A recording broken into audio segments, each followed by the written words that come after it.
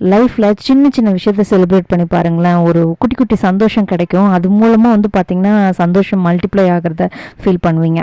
ஏன்னா ஒரு பெரிய விஷயத்த டார்கெட் பண்ணிவிட்டு அது நடந்தால் தான் ஹாப்பியாக இருப்பேன்னு சொல்லிட்டு ரொம்ப டல்லாக லைஃப்பை வச்சுக்காம ஒவ்வொரு நாளும் எவ்வளோ ப்ரீஷியஸ்னு சொல்லி ஹாப்பியாக வாழுங்க. இன்றைக்கி கூட பார்த்திங்கன்னா அடிக்கிற குளிருக்கு ரசம் சும்மா சாப்பிட்ருக்கலாம். பட் ஆனால் சாதத்தை நல்லா மசிச்சு கொஞ்சம் ரசம் ஊற்றி அதை மிக்ஸ் பண்ணி கூடவே நல்ல கத்திரிக்காய் பொரியல் வச்சு என்ஜாய் பண்ணி சாப்பிட்டேன். சாப்பாடு பிளேட்டுக்கு வந்தோன்னு சோதனை போடுறக்கு ஒருத்தர் வந்துட்டாரு. வெஜ்ஜா நான்வெஜ்ஜான்னு. வெஜ்ஜுன்னு தெரிஞ்சானே கம்மனு போய் படுத்துப்பான். அந்த கிளைமேட்டுக்கு சுட சுட ரச சாதமும் கத்திரிக்காய் பொரியலும் அவ்வளோ நல்ல காம்பினேஷனாக இருந்தது. இந்த மாதிரி சின்ன சின்ன விஷயம் உங்களுக்கு ரொம்ப பிடிச்ச விஷயமா இருக்கும். அதை மாதிரி குக் கூட பண்ணுவீங்க, ஆனால் என்ஜாய் பண்ணி சாப்பிட மாட்டீங்க. இந்த மாதிரி ரசமும் சாதமும் கொள்ளைய பிணைஞ்சு டிஃபன் பாக்ஸில் யாருக்கெல்லாமோ பேக் பண்ணி கொடுப்பீங்க. பட் ஆனால் நீங்கள் சாப்பிட்டுக்க மாட்டீங்க.